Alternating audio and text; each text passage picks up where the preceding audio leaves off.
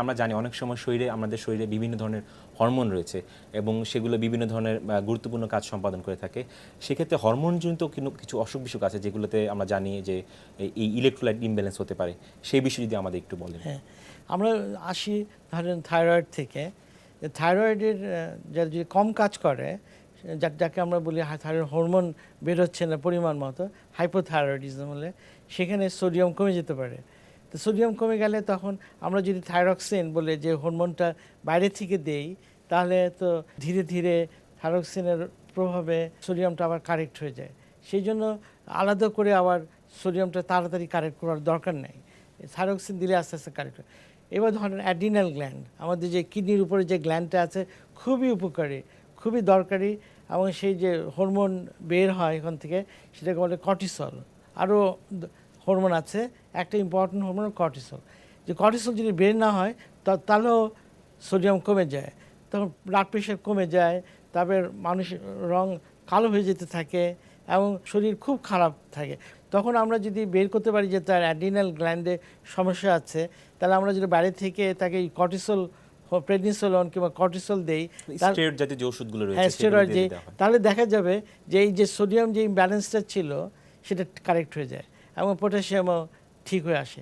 তো এইভাবে এটা পিটুইটারি যদি প্রবলেম থাকে, আপনি জানেন পিটুইটারি গ্ল্যান্ড আমাকে বলে master of the endocrine orchestra, মস্তিষ্কে থাকে, যে সব অন্য গ্ল্যান্ডগুলোকে নিয়ন্ত্রণ করে।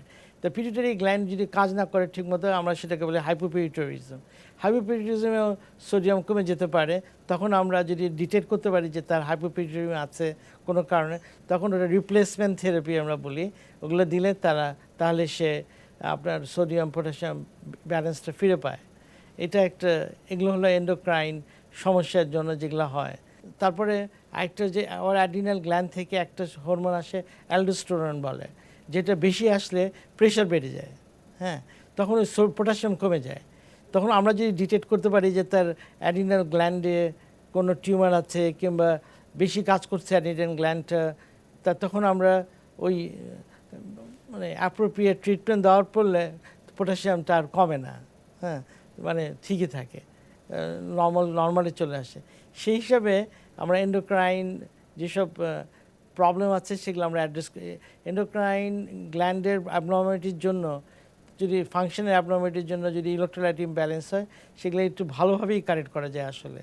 হ্যাঁ, যেহেতু আপনি এক্স্যাক্ট টার্গেটে আপনি হিট করছেন, এক্স্যাক্ট কারণটাকে আপনি ট্রিট করছেন, সেই জন্য একটু ইজিয়ার হয়।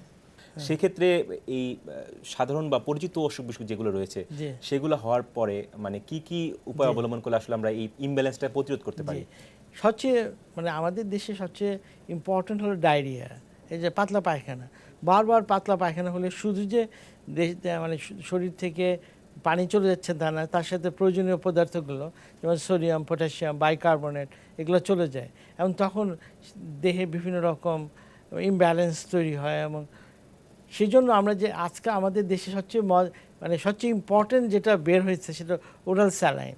আমরা যদি ওরাল স্যালাইন খাই, পায়খানার সাথে আমরা বলি যে প্রত্যেকবার পায়খানা হলে 200 ml করে ওরাল স্যালাইন খাওয়া, তাহলে আর ইলেকট্রোলাইট ইমব্যালেন্সগুলো হয় না।